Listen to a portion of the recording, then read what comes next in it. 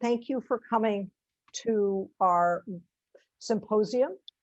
I am entering this in a mindset of this is the first time I've ever done a online symposium like this. Tomorrow.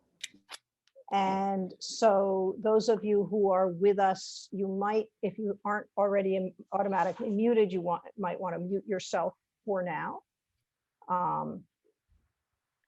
And I want to introduce my co-moderators who have really helped this whole process. We have Clay Shirky from ITP and Tom Igo also from ITP.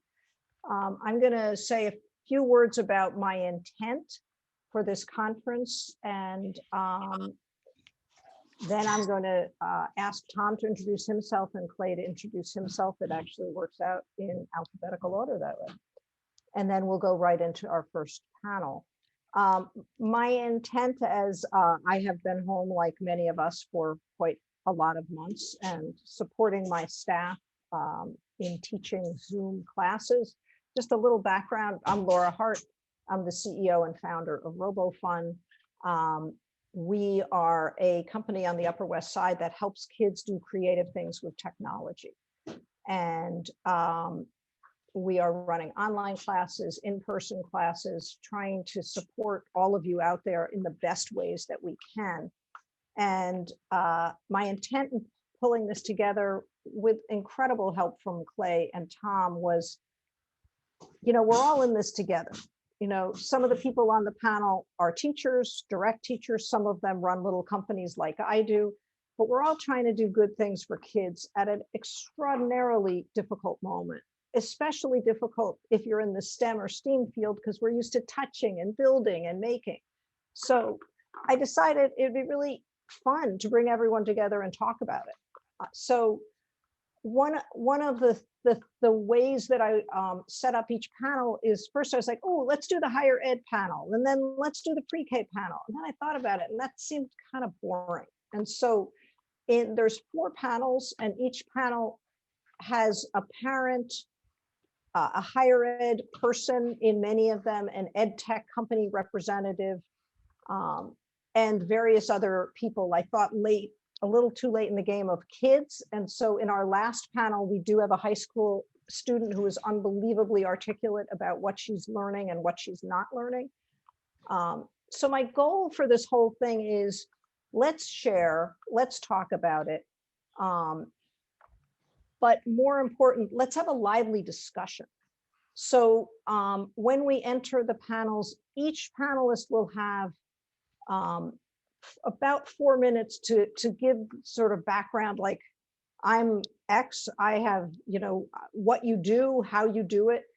But then our amazing moderators, Tom, Clay, and me, will then talk and we'll start a conversation. So we have about an hour for each, and we would very much love to hear from our audience.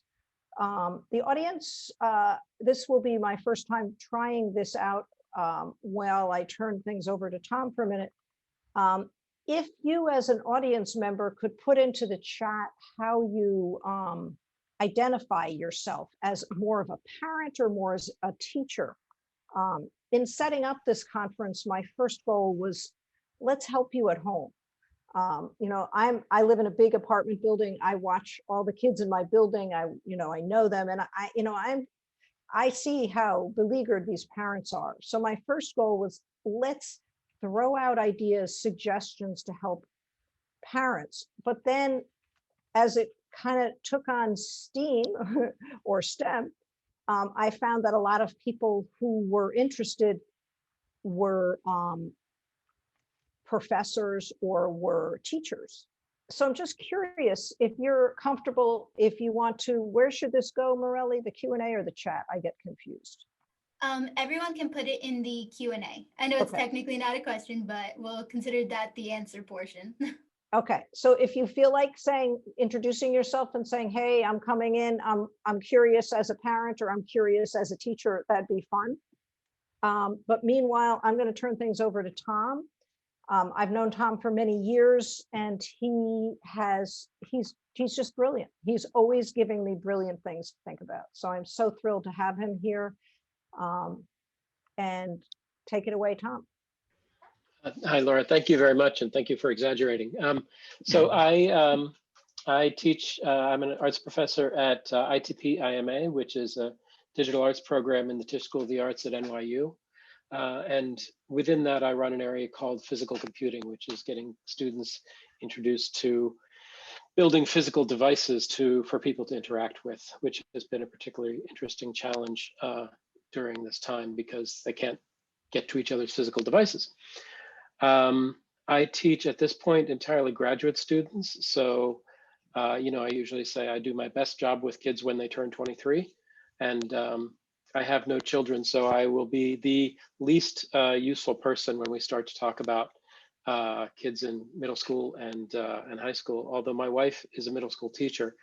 And I have to say that the more I watch her during this time, the more impressed I am with middle school and high school teachers, and I realize there's no way in hell I could ever be one, pardon my language. So that's me, looking forward to the panels, and thank you very much. All right. And Clay and I are new colleagues, but he has been incredibly helpful and perceptive at various things I never, ever would have thought of in putting something like this together. So I'm thrilled that Clay agreed to support this and to participate. So Clay, do you want to say a few words about where you come from? Thank you, Lauren. I'll echo Tom's thanks at your ability to exaggerate. I am pleased just to be able to help with this. And as you said, we're all in this together, but some people are in it more together than others. I want to get to the panel as quickly, so I'll just say I'm an associate arts professor at ITP, one of Tom's colleagues there, and I'm also the vice provost for educational technologies at NYU, and the father of a high school student who is at a STEM inflected school and is I'm watching her struggle with this as well. So I'm in this both as a supporter of Laura's effort, but also as a parent interested in hearing what's working. So thank you all for coming in. I'm really looking forward to this. Great. I want to also just throw out a thanks to my amazing staff and their pushing me to do this to begin with, and then being incredible support people.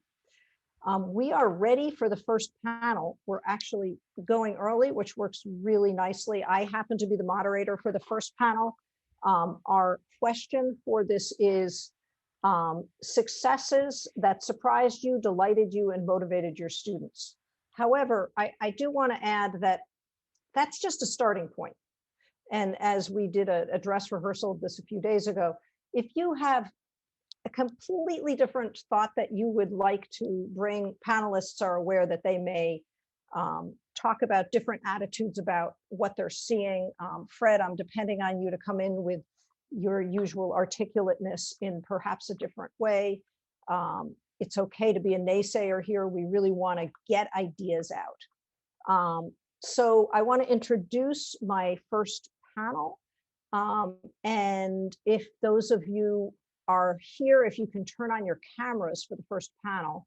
So that would be Tim Cooper, who a little introduction of each person, and then they'll give a much better introduction. Tim used to work with me and is a brilliant teacher, and he is now in Toronto teaching as the technology and learning coordinator of the York School. We also have Jackie Covell, who is the clinical director of the Meeting House, and a shout out to Michael Trencher, who connected us. The Meeting House, you'll learn more about it, but it's a great place for kids to develop social skills. James Deck, also a former employee of mine, is the tech, and also a former ITPer, is the technology teacher at the Marymount School, and also an adjunct professor at Teachers College, Columbia. Fred is a dear friend, and I knew him many years ago when I did graduate work at Harvard, and he was getting his PhD at MIT. And he is currently the Associate Dean for Teaching, Learning, and Undergraduate Studies. He's also a professor at the University of Massachusetts Lowell. Stephanie Haughton, a new colleague of mine, and I was blown away and impressed with her introduction in our talk a few days ago, is a STEM teacher at an organization called STEM Kids New York City. All right, so we have our panel. Those of you who are not panelists, if you don't mind turning off your cameras, I think it might be a little easier for those of us to see. And I'm going to do this in alphabetical order. Tim, take it away. Tell us a little bit about yourself. You have 4 minutes. We're going to go panelist for 4 minutes. I'm going to be taking notes, and then we'll open it up for a question. And we have literally 59 minutes, which is a nice amount of time. So I can be a little giving on that 4 minutes. If it's 5 or 6, you're not going to be cut off. So great. Okay. Well, my name is Tim Cooper, and as Laura said, we've known each other for a while. And back in the day, we played with kids, and that's kind of what I do now. Except now we have to do it like this, which isn't as fun. Sometimes yes. So I teach middle school and high school. I teach an IB design class, International Baccalaureate design class, which is kind of like just a multidisciplinary class where we make we 3D print stuff, we build stuff and things like that. And then I teach high school programming, like same old programming, except more fun with robots and AI and all sorts of crazy fun stuff. But during the pandemic, we've had 2 levels of school. One is totally virtual like this, and the other is we have half and half, which is the kids come every other day. And then so one cohort comes one day, and then the other cohort's online in my classroom, and then vice versa. So it's crazy, but we all adapt, and we're kind of lucky. I don't know if James feels the same way. It's like we're in some ways the non-computer class. Normally in my day, like kids come into my lab and they're excited to be there. And so like when you come into my dining room here, how do I make you excited? And so one of the things is, like I try to bring out the kids, what they have, what available in their house. What can we tinker with in their house? What project can you make that has meaning for you this moment right now? Can you solve a problem? Is your little sister bugging you? Can you put a microbit together with a little, a couple sensors on it to make sure that she's not sticking her head in the door every 5 minutes and buzz? Try to make as much relevance as possible, kind of throwing our curriculum out a little bit, just kind of tinkered it in the same way, the same ideas, but just different projects, and celebrate.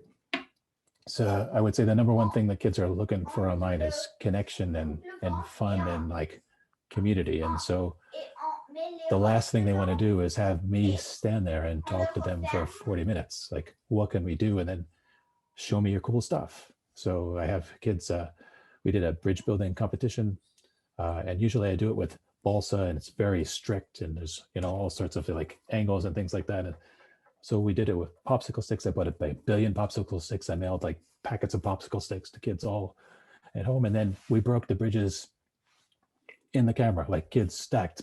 We built these great bridges, and we stacked books, and kids had barbells. Some of my kids have gyms. It was like, wow, okay. So they stacked barbells and they cracked the bridges. And we didn't get as much of the technical knowledge in there as easy as we do in the classroom, but like the moments are there, and what's connecting kids to what they know in their education is the moments, these fun moments, and then it all sticks to their head. Like I remember when I was in grade 7 and we built bridges, and they cracked. Remember such and such a bridge, we stacked like 50 books on it. It didn't crack. But why didn't it crack? Because of remember Cooper said about the trusses and all this, how they go in there. So that's, I would say your best bet is like, try to have as much fun as possible, because this is really boring.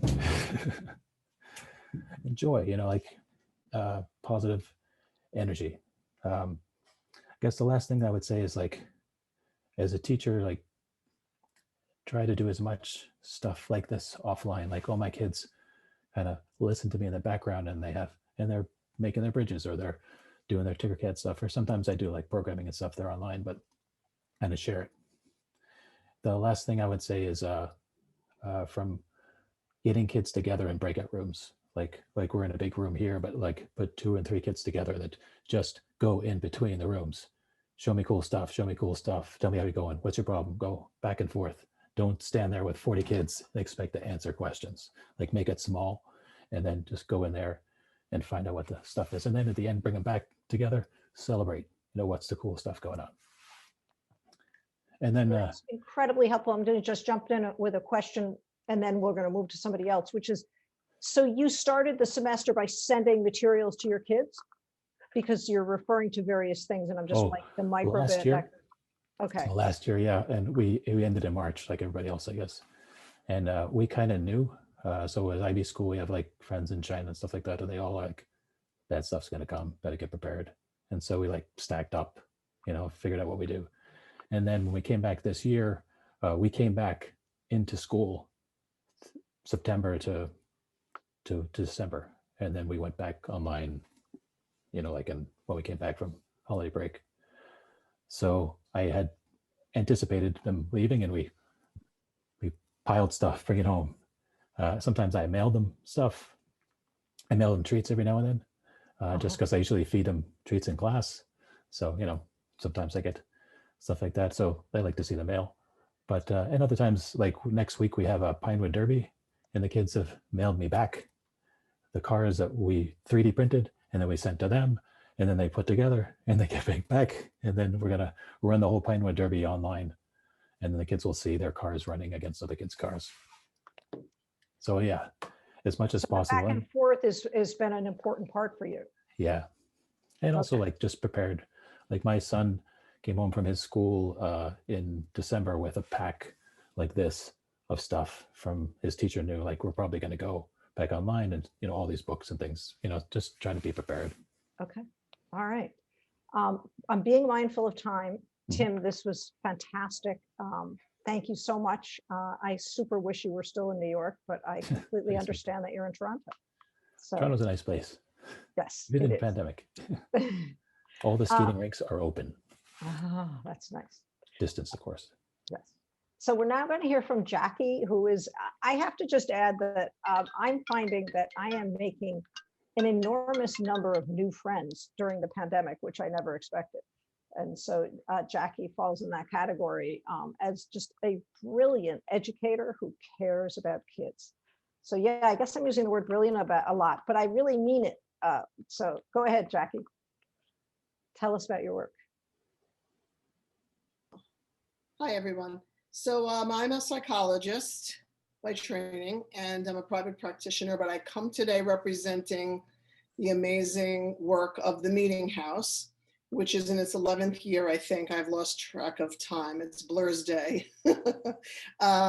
And we are a program that our mission statement really has always been to deliver social skills to children. And it was the brainchild of Paula Resnick and Megan Carden, who's an occupational therapist. And from that time, it's grown in membership and in leadership. And we were going about our business on the Upper West Side with a program housed after school because that's when kids are available. We never saw ourselves as competitors to the after school space of kids, but collaborators and colleagues to people who are providing programming for kids after school. But for those kids who were having a hard time making a friend, keeping a friend, winning and losing, understanding social cues, reading the room, you name it, there are 50 social skills, plus or minus, that we circulate, and we decided that we would help kids to sharpen their skills, but we would do it through play.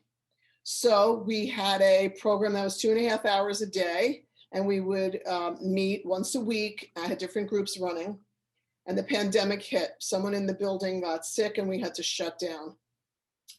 And we went into a little bit of a panic mode because unlike a classroom teacher, and in some ways like a classroom teacher, we thought, who are we if not, this in-person hands-on? And so immediately that day, we started making videos so kids could click onto the Meeting House playground. And if they missed us, they could click on, and I was sort of like Mr. Rogers for a minute, or Mrs. Rogers. And I would say, hi kids, this is Jackie Caldwell from the Meeting House. And I was doing these videos, you know, I had myself locked in a bedroom with a phone, and I was, you know, making these videos. And then we regrouped, and we realized that we said, who are we, and what is our mission during this period of time? And we realized that things were coming apart, and things were shutting down, and parents were in a scramble, and people were leaving the city and moving in with parents. And we decided to be that lifeboat, and we decided to recreate ourselves so that we could take our curriculum and put it in a remote setting so we could continue to serve those kids. And when they clicked on at that same time that they used to see us in person, we would be there. So that was the dependability factor that we felt was really important. And that was really key for us. So it wasn't so much what we were doing, and we did fun stuff, don't get me wrong, but it was that we showed up week after week. It was the same staff, and it was the same kids. And we said, we're still here. School's closed, you know, this is happening, someone's sick, we're here. And we went through a lot of ups and downs with kids. Family members passed away, people moved, people lost jobs, parents became unemployed. And we had been servicing kids from 5 through teens. And then we decided that we need to expand our services. And then we started seeing the adults, because the adults needed as much leadership and as much direction as the kids did. We focused on, you know, we never repeat the same content ever. I have never taught in 10 years there the same lesson twice, even though it's the same underlying social skill that I'm delivering. Part of what makes it fun is that it's novel. So kids tune in week after week, and it's never the same. They don't really exactly know what to expect, but they know to expect us. And so that has really been, you know, the hallmark of the Meeting House. And then we developed Camp Meeting House over the summer, and we tried to make it campy, and we tried to access nature, and we went on virtual tours, and we took kids to places they wouldn't ordinarily have been. And we had, you know, guitar, and we had campfire, and we had sing-along, and we tried to do things because camps were shut. And all the while kids were weathering disappointment, loss, cancellation, depression, anxiety.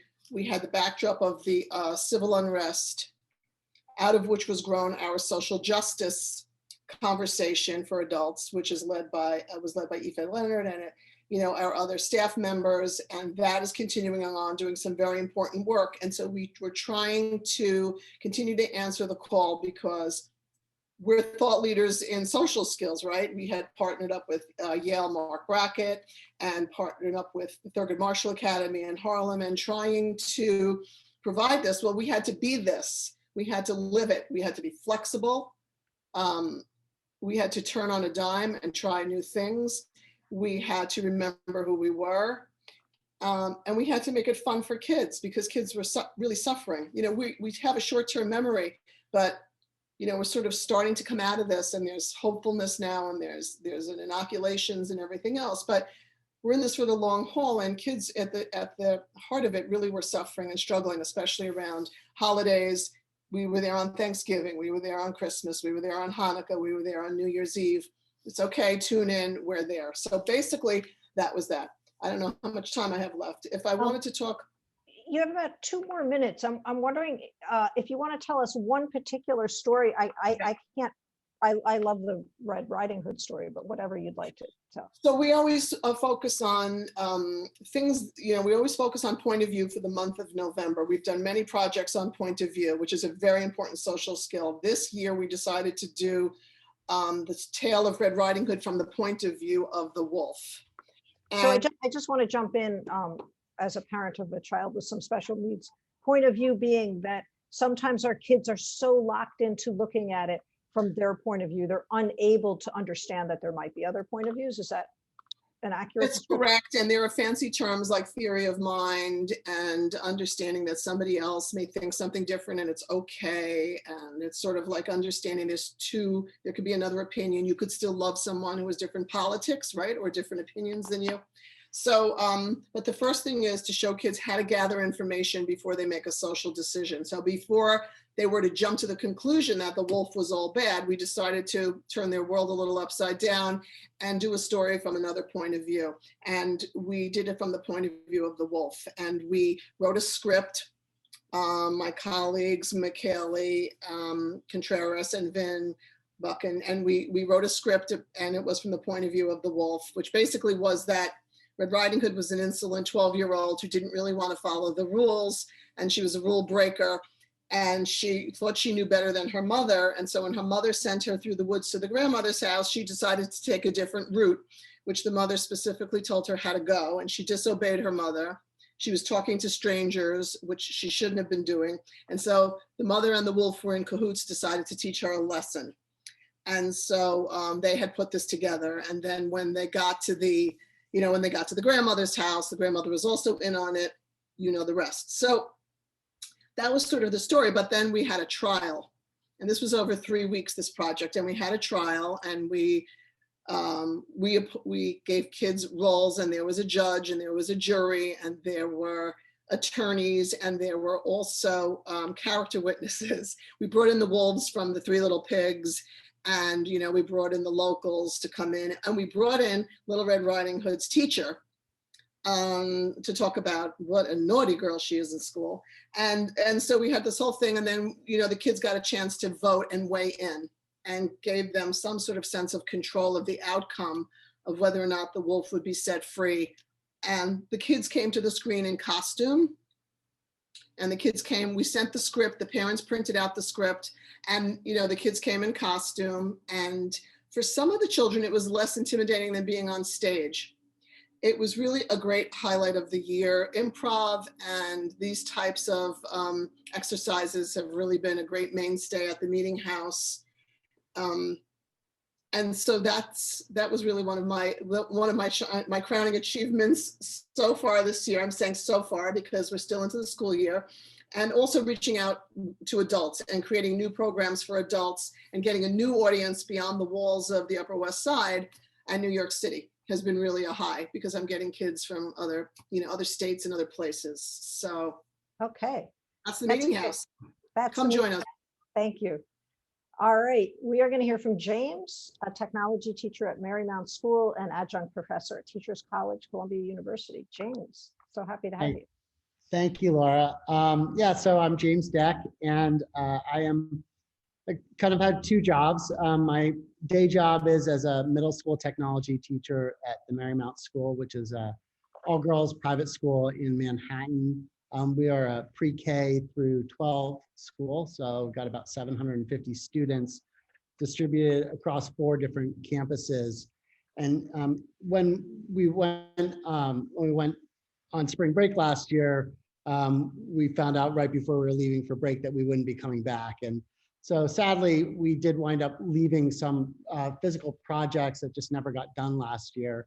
I was really jealous when I heard Tim talking about the bridges. Our kids were in the midst of designing skyscrapers that we were going to test on these earthquake simulator tables. But we really had to sort of quickly make a decision to, do something for the technology classes. So I switched primarily to teaching computer programming. We're using a platform called VidCode, which is kind of geared towards getting girls interested in JavaScript programming through manipulating media like video and images and things like that through code. So that actually worked really well to help us finish up the year through our technology classes. And in September, we actually did wind up coming back in person. So it's been it's a sort of a unique situation, I think, because we are back. The kids are socially distanced and sitting in these little plexiglass boxes, and everybody's masked up, and we're coming in 4 days a week. And so all the students are here in our middle school, and the lab is open, but we're not having classes in the lab. So kids can come to the lab to work on projects that they're doing outside of their class time in small groups, but we don't have any actual classes coming into the lab.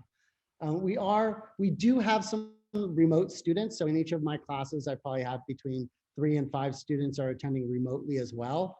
And we even have some students are attending classes asynchronously. So we have a few families that left the country and chose to stay enrolled in the school. So we have to videotape our classes and send them the all the work online and stuff. So that that's kind of a unique challenge. It does make it harder to do things like mail out supplies for physical projects to places like Ghana or Australia. I haven't quite done that yet, but we have been doing a lot more stuff with computer programming. Basically, I think the delightful thing that I've discovered, not that I didn't discover, was basically if I let go of my fear of taking some of the curriculum. So in the past, we've done a lot of things with like 3D design and printing, 2D design, laser cutting, building things, computer programming, physical computing, and it's a lot. So my night job is teaching at Columbia University in a teacher's college. I teach a course on it's called Digital Foundations, and it's in the Creative Technologies certification program in the arts education department. So I'm teaching mostly pre-service art teachers how to use digital tools. And in that program, we have the course is taught in a makerspace, but again, since the pandemic, it's all been taught remotely. And a lot of those students are in Asia, or I see one of my students is waving there. Yeah, so those students are also distributed around the world. So for that class also focuses in one semester. We do everything from 3D design, 2D design, working with laser cutters, 3D printers, creative computing, using Scratch, using Turtle Art, using Snap, using JavaScript with P5, using Arduino, using microbit. It's a lot to do in one semester. So, and I've always just tried to shove it all in there. And my friend Gary Stager, he likes to quote the professor and computer scientist Brian Harvey, who says that the key to school reform is to throw out half the curriculum, and you can choose either half. So I always like that quote. I love that quote, and it's just something I've learned this semester or this year is really just relax, don't try and get everything in there. And the delightful thing that I've seen is because we've been focusing more on computer programming and creative coding, creative computing, I've seen a lot of the projects, especially at NYU, or sorry, at Columbia, have been a lot more sort of technologically, I would say like more computationally and technologically advanced. There's less focus on sort of the aesthetics of the project. And so we're just seeing more sort of complicated, technically complicated projects than what we've seen in the past. So I just want to jump in and say two things. One, as a former homeschool mom, which is also another reason I wanted to put this together. I had to homeschool. My son had a number of surgeries in his teens, and school was not working for a dyslexic kid. So when I entered the homeschool world, one of the comments about school is that it's a mile wide and an inch deep. And it's funny, Gary and Brian are all people that I also know, and I think Fred knows, and those are great comments, and it seems to me that, maybe in throwing out so much, and we can raise this when we get through speaking with Fred and Stephanie, it seems like an interesting thing that we all need to think more about, because if you're getting people going deeper, isn't that what we want?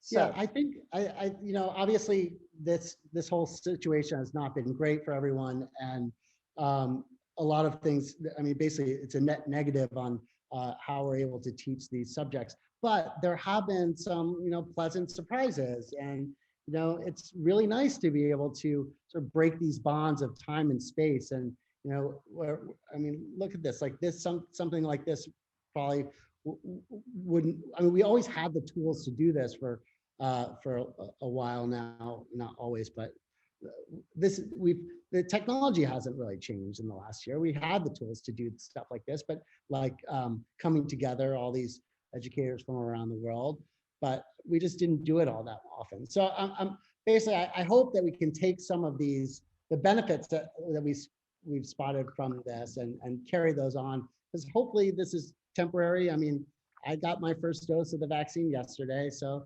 hopefully there's a light at the end of the tunnel here. Great. Thank you so much, James. You're welcome. Did you have one more parting thought? No. Hopefully I can weave some stuff into answers to questions. Okay, sounds good. So just to get our attendees ready, we will be taking your questions. You can start them now if you'd like, or you can wait. Next, we're going to hear from my dear friend Fred Martin, the Associate Dean for Teaching, Learning, and Undergraduate Studies, also a professor at UMass Lowell. Thanks, Laura. I thought I'd be last after Stephanie. I thought you were going in alphabetical order. Oh yeah, you're right. You're right. Stephanie, why don't you go? I want the position at the end. Okay. All right. Sure, no problem. Hello, everyone. My name is Stephanie Haughton, and I'm a STEM teacher at STEM Kids NYC, a nonprofit organization. So I'll just tell you a bit about STEM Kids NYC first, and then I'll, go on from there. So STEM Kids NYC was founded in 2015 to address the lack of STEM programs in marginalized communities. So we provide pre-K through 12 students coding, science, engineering, robotics, creative technology classes through after school, summer camp, and weekend program. Since March 2020, we have pivoted to online teaching model, and we provide synchronous classes mostly in computer science. So we were able to create a fun, engaging, and learning environment by spending quality time connecting with the students. We also allow the students, to connect with each other. In some of the programs, the students are familiar with each other's. In others, they don't know each other. So connecting, was very important. One of the other things we do is we normally have music playing before the beginning of class. As also, we have music playing in the background while students are working independently. Each session, we always have an agenda that we share with the students. The students always wants to know what's going on. They're always asking, oh, what's next? What are we going to do next? And we also try to make coding simple, relatable, and we try to empower the students to be creators. So they design and develop their own apps or games. So they get to work on projects that they actually love. And, we give them choices, so we could present a number of different tools to them and allow them to select the ones they would want to use for the program. We also utilize a number of different resources to get Stephanie, I'm just going to jump in. What ages are you teaching? And for those parents who are listening, how many kids do you have in a class online at a time? Okay. And maybe you could mention some of the apps, because I think all of us might be curious to hear that. Sure. So the age varies. At the moment, I have programs that I'm teaching in from first grade all the way to high school. Okay. The size of the class also varies. It could be as small as 5 students or as large as 20 students per class. Okay. All right. Thank you. Yeah, no problem. And then I guess one of the biggest success for me is we were able to use a tool that was designed for 7th graders with 2nd graders. And these students had no prior coding experience, and they were able to develop, some really creative and innovative apps. Is it possible I could just share my screen? I could just preview one of the apps, but,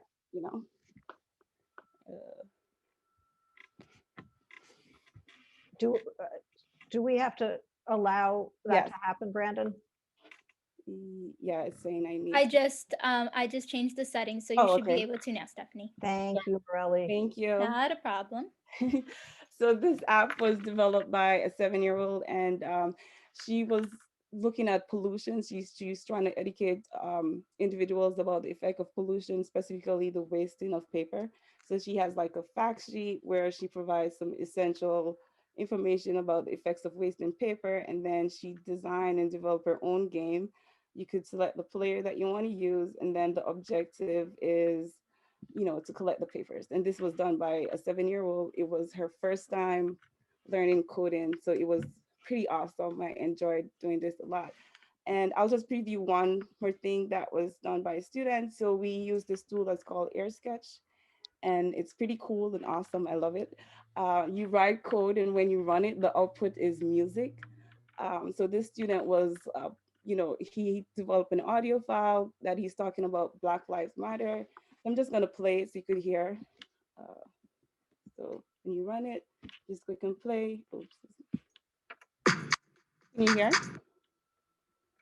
Oh, sorry. Yeah, we can hear it.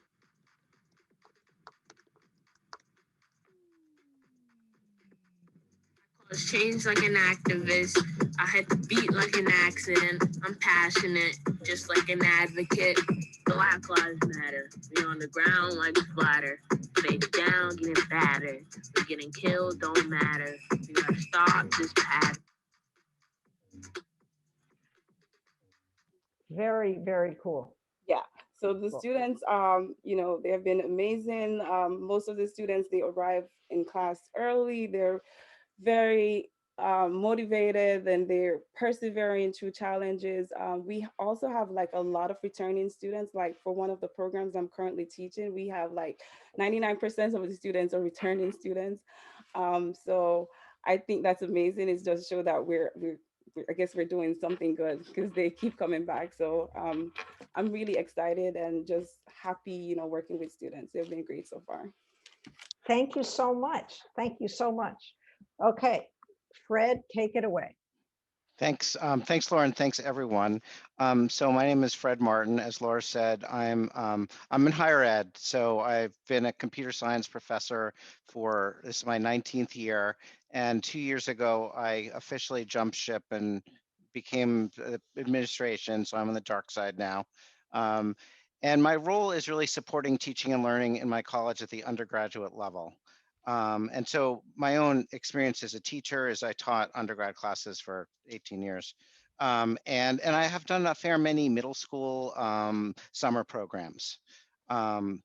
So what I prepared to talk about, so I'm just really going to be reiterating what everyone has said before me. But what I'm saying is, what I'm going to highlight is actually common sense, and like all K-12 teachers and people who work with kids already know this, but at higher ed it's kind of radical. And it's a general talk. It really isn't about being remote. So the first thing is that the foundation of teaching is relationships. And, that seems obvious, but it seems obvious to us. But let me read a quote to you that I learned from Fred Brooks, who's a famous computer engineer and educator. He designed the IBM System 360 computers. By the way, I'm a computer science person. You can tell from my background. In the 1960s, then he became like an amazing teacher at North Carolina State. He gave a talk 9 years ago, and the highlight slide was, the teacher's job is to design learning experiences, not principally to deliver information. And if you imagine talking to most college, university faculty, they think the reverse. They think their principal job is to give a lecture, is to deliver information. And that's kind of at the root of the challenge of teaching and learning at higher ed, is sort of undoing that. Jackie, when you're talking about your students coming to their costume party in Little Red Riding Hood hats, costumes, that's an experience. Tim, the same thing with you when you describe all the kids like crushing their bridges in tandem. That's an experience, and that's what it's about. Back to the higher ed world, I have a close colleague who's one of the best teachers I know at Wellesley College. His name is Lynn Turback. And he said to me once, my lectures are cheerleading for my students to do the problem sets. Because in STEM teaching and learning, the experience is doing that problem set. And so the lecture just sets you up for it. Back to like the idea of the foundation being relationships. It's about mutual trust and compassion. And faculty recognizing the knowledge that students bring to their class. I think so much of the challenges are that, I mean, especially now, by the way, one of the least fun parts of my job, probably the least fun, is there's a lot of cheating going on now at higher ed, and it's awful. And like basically it comes to me. So I've been spending a lot of time on that. But the problem is this lack of trust, and it's very hard to repair. Um, Also, this idea of compassion, I think, is really important. And with online, James, you brought this up. You said something really remarkable, and we've been talking about this, but the way you said it, that you let go of some of your fear of taking out some of the curriculum. That's such a big one. I think that's so profound. And the story, the Brian Harvey quote is apt. In higher ed, it's like, how do you do that? But some faculty have been able to, and I think that's transformational. Um, the the next thing I wanted to mention is that I think one of the essential things of being a good teacher is remembering not knowing something. And I think this is so it's incredibly hard. Once you've learned something, it's almost impossible to bring your mind back to when you didn't know that. Like imagine like riding a bicycle. And that's like a, cliche, you just get right back on. You never forget. I remember when my son was, I don't know, 5 or so years old, and he was learning to ride a bicycle. And, the corrections were so gross and visible. And that's what it's about. I mean, we all, when we ride bikes, we make those corrections, but they're so minute that you don't even know you're doing it. So I always, as a teacher, would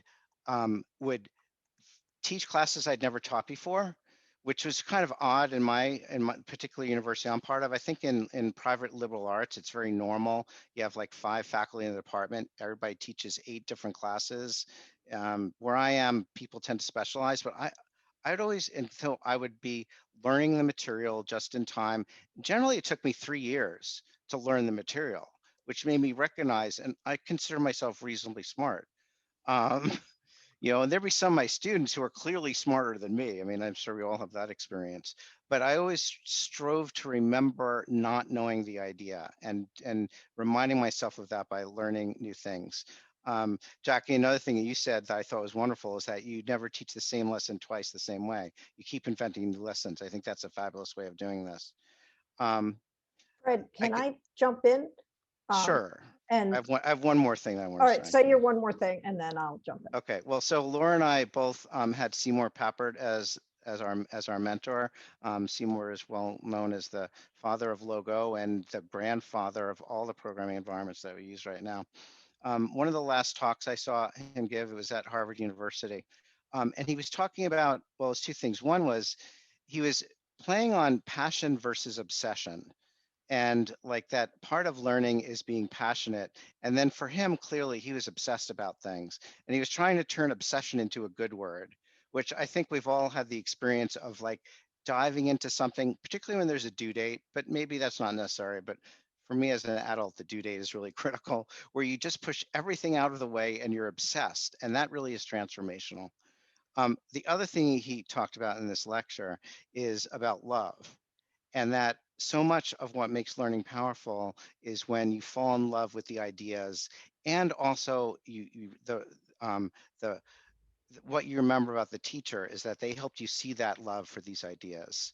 And Stephanie, you talked about love, that your students work on projects they actually love. And I think we all need to hold that in our hearts as what we strive for. And when, years from now, when kids remember us, all they're going to remember is how they felt being in our classroom, that we adored them and we believed in them. Thank you. Thank you very, very much. A little side note, I had to kind of beg Fred to be a part of this, because he's like, I don't think I'm going to have anything to add that's useful. And you've added wonderful things. But what you haven't said, you're welcome, is, which I think is a great place to open things up to our attendees, is your real concerns about what's going to happen once most of us are vaccinated and we're back to the new normal, about online versus in person. Maybe you don't remember this, in terms of wealthy versus disadvantaged communities.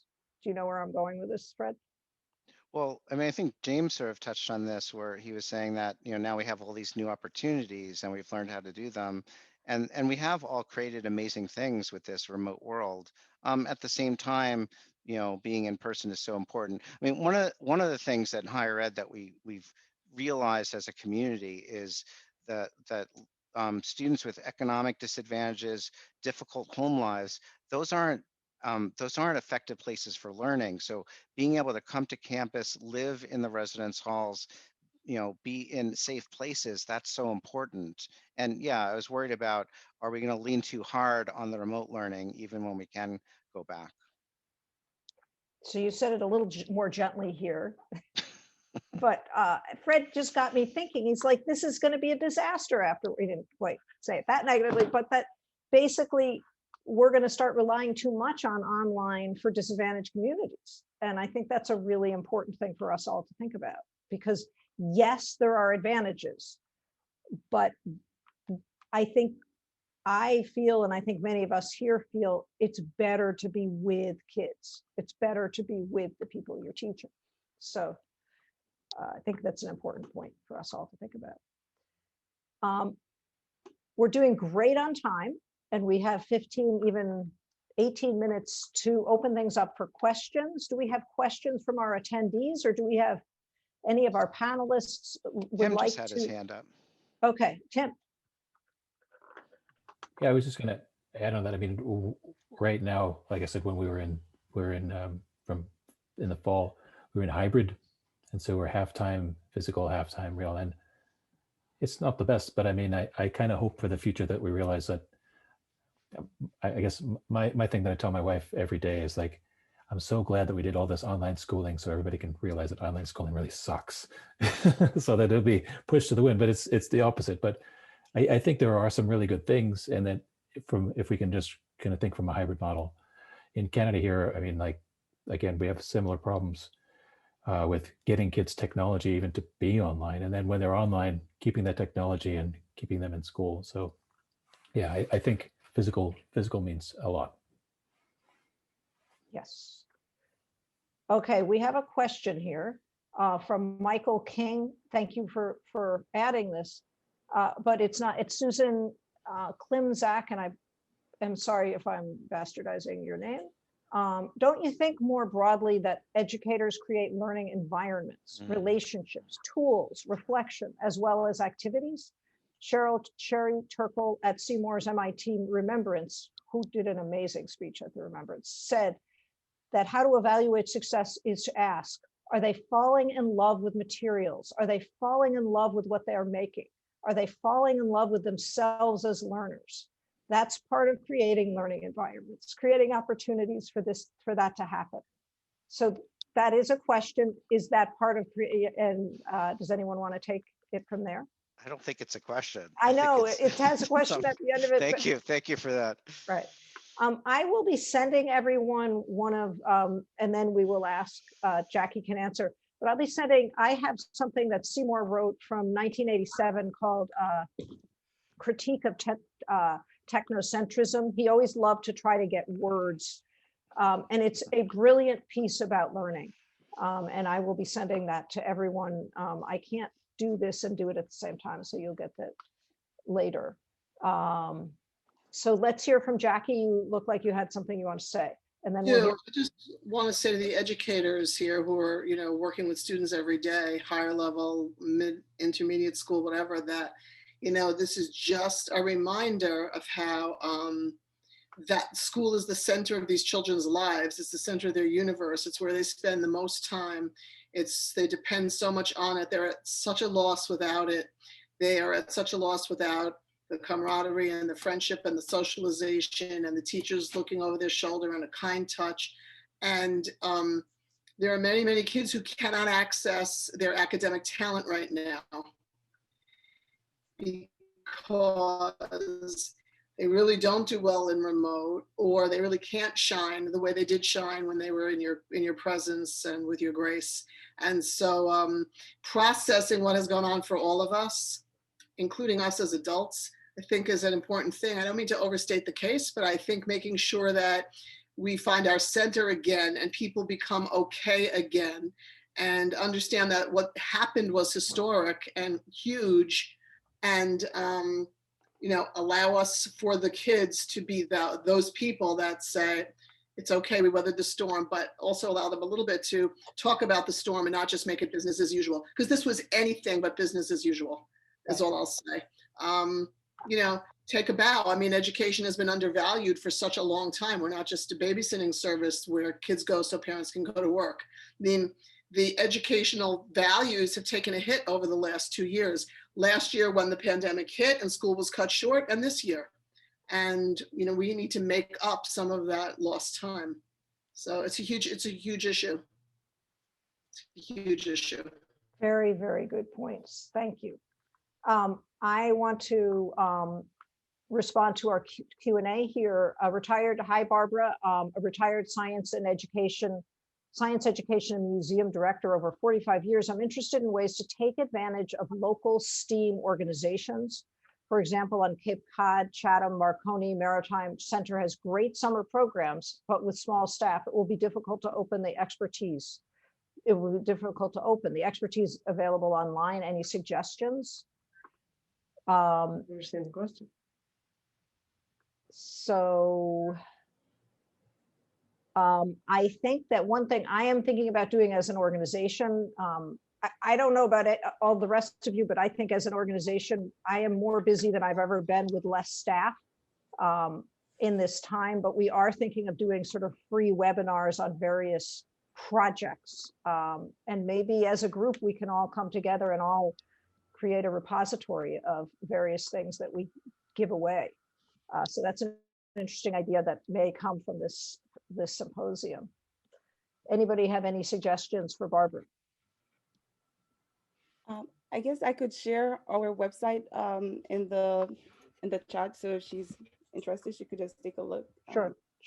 I mean, there are a ton of, like Makerspace, one of our speakers, but Make Magazine is what I meant. There are a lot of free projects out there. My sense is what it takes is great people who download the project, figure it out really well as teachers, and then go online and teach kids.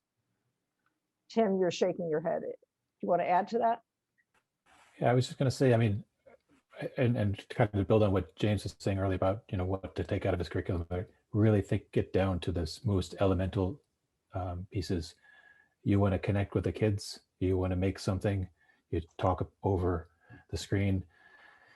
It's really like facilitating those pieces, and then the projects and things will come, but it's more the community, the connection, and all of that is more important.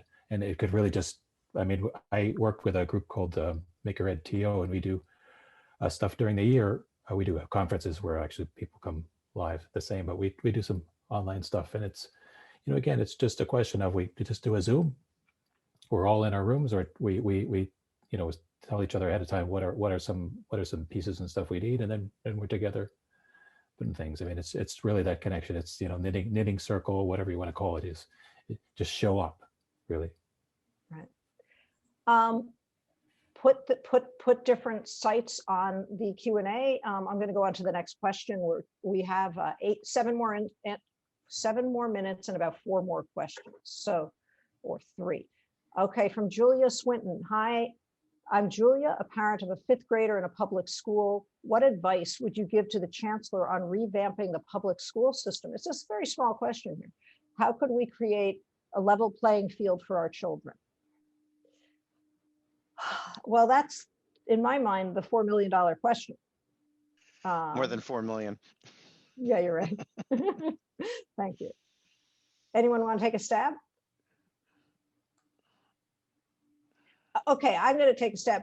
I think there is a part, and if you can stay in the next session, Julia, Karen and Ashley, Jane Lewis is going to be talking about Nerd Night, which I think will give great resources to Barbara, or we'll talk about some resources.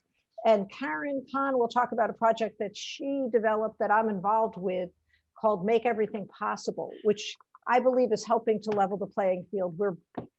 It's an electrical engineering program that is funded by an Our Brothers Keeper grant in New York City. and we're bringing backpacks of stuff home to kids, or they're picking them up at their schools, and we're building. And I think it's good teaching and good programs. That's a very simplistic answer to you, Julia. Fred. So I wanted to build on the answer that Laura, or the remark that Laura prompted me to give earlier about like this pandemic exposing inequities. I do think that that happened at higher ed. I think it's happened at K-12. One of the positive outcomes that I've seen, so I work with 2 school districts in Massachusetts and 1 in New York with a federal grant. And so, you know, we went remote, and then we discovered that, well, lots of kids don't have computers at home. They only have phones. And then a lot of families don't have broadband. And one of the districts I work with, like they reorganized all their priorities. They had like hoped one day to have one-to-one laptops. Now they do, it's done. So I think that is something that's good, that's come out of this you know, horrible situation, is that we are more aware of these challenges and concrete actions have been taken. That's great. Thank you. Okay, I'm going to move on to the next question by my colleague and Fred's and a number of Bakhtiar Mikak. Hi, Bakhtiar. Has asked, hi, Bakhtiar, thanks for jumping in. Has remote teaching learning offered new perspectives on evidence of competency and learning, as well as approaches to evaluation? Oh, if only the answer were yes, then I wouldn't have all these cheating problems. I was thinking maybe who could think of something positive on this one? Okay, I want to say that some of the new perspectives I've seen is that for some kids, they're loving this because they can't handle the social. And for them, like I have a neighbor whose daughter has some challenges, some learning differences. And she's like, she's doing great. She doesn't have to deal with the other kids in any way. And she's loving it. Now, okay, yes, she's not learning the social part. So that's not great, but it's great that she's loving what she's doing. So, Jackie. I will say that in our safe space, the meeting house meetings from 5 up to adults, we ask questions like this about what kids are actually doing and not doing. And kids will, say to me, because there's no repercussions, they're anything from wetting the toothbrush and pretending they're brushing their teeth up to their interpretation of a take-home test and an open book test is going to Quizzical and getting all the answers online. And there's a chat that starts on the phone, taking the test on the computer with all their classmates, and they're all cheating. And the screen is split, and they're playing a game, or they're shopping, or they're watching YouTube. So we have big problems that way. I'm getting pretty good at reading what's going on the screen, the way I could, sort of see what kids are doing. And then in my case, I just say, you have a choice, but you may not disrespect the class and, be playing, Roblox while you're supposed to be at the meeting house. But I'm just saying, if I'm any indication and kids feel free to speak, it's the Wild West. Well, I think an interesting issue comes up, which is the constructivist in me is like, maybe it's just throwing a wonderful wrench on the value of tests. And that instead of having tests, we should be having project-based learning, which my intern and high school student is ready to speak about. And she's in the 4th panel, Ella. And that forget the tests. Let's just do collaborative and project-based. So I know that's rather a radical statement, but curious if anyone has any comments on that. Just get one more thing in the mix here. Like I said, we went back when we were on school in the fall. One thing I was very surprised to do is we had some kids that were like stranded in China. Like we have an international body and they were all around. Again, this does come to inequities and it does come to maybe some positive possibilities. And so I had kids in my class all year who were online, but I was with other kids who were in my classroom who were physically there. Like we worked it out with mics and video and then back and forth and things. And it's like, I didn't think it was possible, but I really think that you could have a classroom that has people online. Like kids get sick all the time. Kids miss school for long periods of time. There are kids who just can't come to school, and maybe this is some way for them to come to school and get part of a community. So I think maybe there's some possibilities there. on a positive note. Everything else is terrible, but that one's good. Tom's answer to the cheating question, Tom, you want to, I think, add that to the Q&A, but their methods of cheating are showing some competency in telecommunication tools. So there's something to that, definitely. Okay, we're going to hear one more question and then we're going to switch because otherwise we're going to get behind. First year elective coordinator here, Nina Phillips. Thank you for joining us, Nina. My school is having a very hard time getting students to commit to their elective design classes. Anyone have tips on keeping students engaged in art classes, specifically and academic classes in general? James, you look like you're Yeah. I mean, I think it's really all about getting the kids passionate about, or letting them work on things that they're passionate about. So I don't know what the structure of these classes is, but are the kids getting to choose which media they're working with, or are they assigned projects? Yeah, that's my best stab at that. I'd say you got to start with having them involved in the projects, because if they're in, they got to have some tooth, they got to have something in it to want to do it. Another thing that works well is having kids design, or having students design the rubric for how the project will be evaluated before they start, so that they can tell you, okay, what's a successful project going to look like, and I find that that's helpful. All right, we are going to thank you. We are going to move on to Tom moderating, because I figured out that moderating 4 things in a row might send me a little bit nuts tomorrow. So I'm going to switch over to Tom. Go ahead and take over, and I will be answering the Q&A for you. Okay, thank you, Laura. Wait, before I do that, everyone who just presented, you did an amazing, amazing job. So thank you. Thank you very, very much. Stephanie and Fred and James and Jackie and Tim. Thank you. This is great. Thank you. Okay.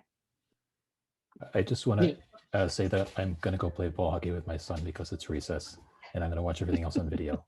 Okay. It's okay. This isn't school. You don't have to report to us. I gotta go run meeting house. Thank you all. You're welcome. It was a pleasure. It was great to see you. Thank you all for coming. Really appreciate it. So the second panel we have lined up for you, we're going to talk a little bit about pain points, basically what didn't work and how you solved it.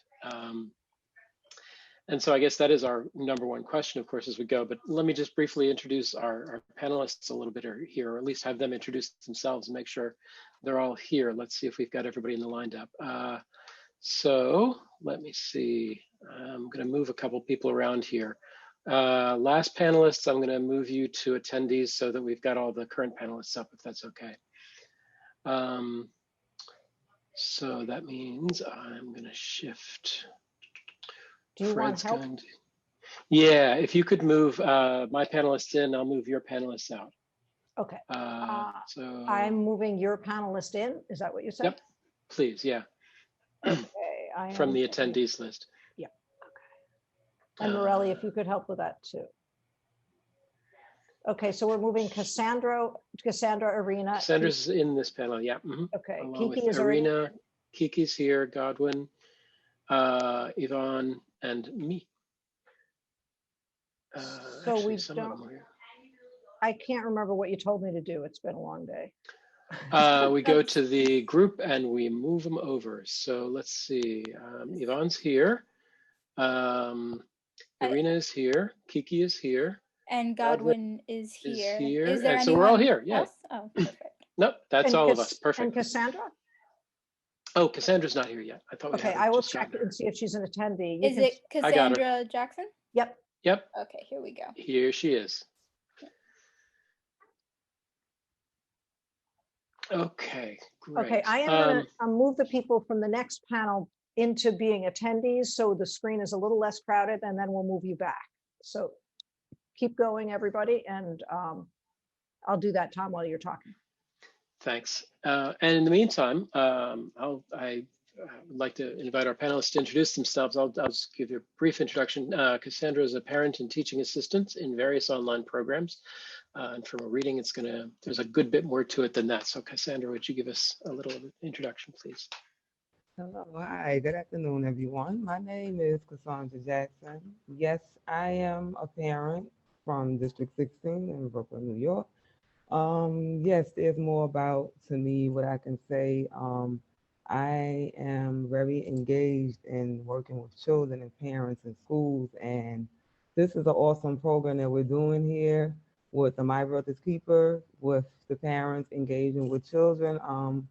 I've been working with Dr. Karen Carr for about 3 to 4 years now, doing training, different things like that with Robofun, with Laura Hart, and a couple of other people. So it's been a good experience for me. I enjoy, engaging with the children, and during this pandemic that we're going through, it kind of like, gives the kids something more extra to do as far as, being at home online all the time. So I thank y'all. Welcome, for inviting me to the meeting.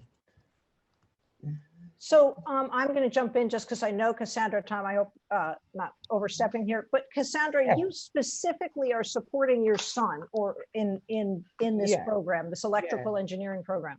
You want to talk a Yes, little bit ma'am. about what that's been like? Yeah, my son attends a middle school in Brooklyn, New York, MS 35, which is a part of the My Brother's Keeper organization. For the past 3, 4 years, as far as working with RoboFund, doing the trainings and stuff in the school with him, it's been a good thing for him to learn, to see how it is to, do different things as far as engineering. Like some schools don't have a lot of, engineering programs in their age-based, schools around the neighborhood, and now they're coming out more. And this program, a RoboFund, lets me see how that it's been good. He's been engaging with RoboFund. He was also in the summer program with us as well, with Dr. Karen, and I noticed a difference of how he's creative, but he got more creative, doing other things. His mind branch out because, he's learning more stuff. So it's been a good ride, working with It's been him. good for you as a parent to learn with your child. Yes, of course. Yes, definitely. So Cool. it's very Cool. great. Yeah, he really right. loves it. All right. Thank you. And Yeah. can you tell us a little bit more, Cassandra, about how the program has changed a little bit since we've entered quarantine?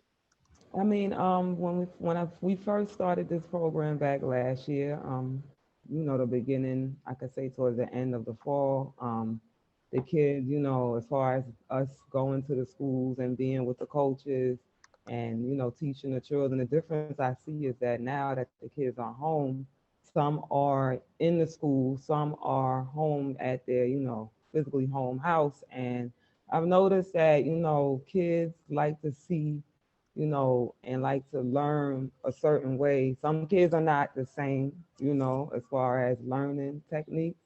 And it's good to engage at their home, with their parents. Some parents may have to work, but the instructors and the coaches are very good at engaging them as like a family oriented thing in the classes, like get engaged with the children to learn the children more. Because some kids, at home learning with the remote learning, some parents have to be at work.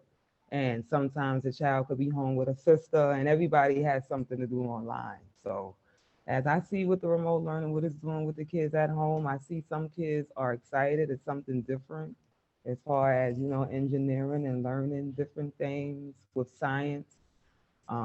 That's what I could say is a part of. But to me, it's going okay. Some kids at first, had to get used to it. When we come together as a group, and they learn and meet other different kids and stuff around, the community, it's all going great. So that's what I've noticed. And that's the difference I've seen. Gives the kids something else to do and learn and engage with other different children. Some kids might know something more than another child. And, just to, have something to do. Some kids might not have certain things to do at home during this, time we're dealing with. So that's what I could say that I noticed. It's really growing great. and the kids are engaging and enjoying the program. And we're getting a lot of feedback too about this program as well. So I see that it's doing pretty good, you know, wonderful. So a few specifics, there's about 10 kids at a time. There's a Robofun teacher and there's you and sometimes other parents. Can you talk a little bit about your use of the breakout rooms, and then we turn it back over to Tom. Okay, no problem. Well, during class session time, you know, I'm there with, like Ms. Laura said, with a coach. It's about maybe 8 to 10 kids, you know, in a class. You know, when we introduce them and we, you know, in the morning, it's like, you know, we do a greeting, you know, hello. We might ask them what's their favorite color, you know, or what's their favorite fruit. And during that class time, you know, engaging with the kids, it's about, you know, like I said, 10 kids. And, you know, there's a certain, you know, space of structure that each coach teaches, you know, like as far as I've worked with Jordan, Marcus, and Mark. This is my first time with this cohort, the second part working with Mark. And, you know, I noticed the different technologies and the different stuff the coaches bring to the kids as we're working in the class. You know, they make it fun. Jordan has little songs.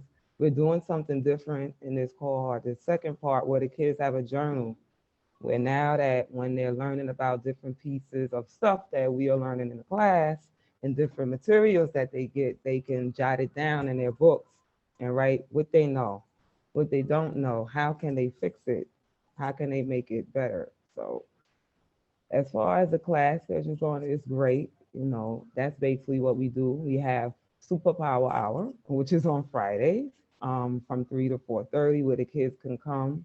This cohort, we are going to have the kids build on Friday for Superpower Hour, as well as far as we, you know, all of this. So we'll go and break our rooms, as you mentioned, me with 2 other kids, or it could be, you know, Cameron with 2 other kids. And, you know, to help them build, you know, whatever models or, you know, different fun, creative things we have planned for them. So, you know, there also is a breakout room session during class too, when we decide we want to do something and see what the kids can do. And it's great on Superpower Hour on Fridays because all of us are there. It's more of us. And the kids are excited to come and, you know, build, you know, and, you know, have fun things to do. So it's great, you know, it's good. That's basically the, you know, part of, you know, the program. You know, I see the kids really enjoying it. You're hitting on a couple things that are music to my ears. I mean, first off, I think you were talking about the way the kids are working, you know, together in the socialization. It hits on what Fred was saying earlier about how all learning is social, and I totally agree. I think there's another thing that I'm reading in the way you're talking about it, and you can tell me I'm wrong if this is the case, but I think you're kind of demonstrating how so much of this is also, as teachers, it's about showing a positivity and an excitement yourself, and sometimes faking it till you make it. In that when kids and students see us as enthusiastic and willing to be there as much as you've been doing now, I think they're so much more willing to do it too, kind of almost regardless of the circumstances. Yeah. Yeah, that is correct. You know, I see that these kids are, you know, getting engaged. It's something, like I said, different. It's something that the kids can learn. You know, it's good to embrace kids' mind, to learn new things, to meet new people. You know, that parent engagement with your child. You know, I'm always engaged in something. I've been like that, you know, since I was young.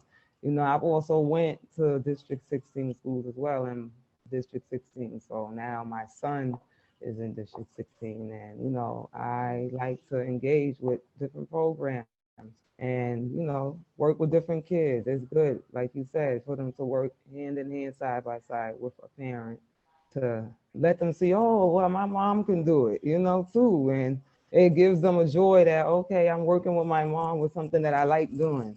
So that's what I notice and see. It's a good feeling. Yeah. Yeah, that excitement's got to be on both sides of the fence, right? Exactly. Yeah. Thank you. I want to make sure we introduce our other panelists too, but I could keep talking about this all day. Thank you very much. So You're welcome. Not a problem. next up, we have Irina Lublinskaya. I hope I didn't mangle that too horribly. Who's a professor of mathematics at Teachers College. Irina, you want to tell us a little bit about your work? Sure. Thank you for having me. So, I need to start with saying that my educational background is actually not in education, but in theoretical mathematical physics. And I was educated in the Soviet Union as a research physicist. But with immigration, the Soviet Union collapsed. I actually have a paper which says that soon after Irina left, Soviet Union collapsed.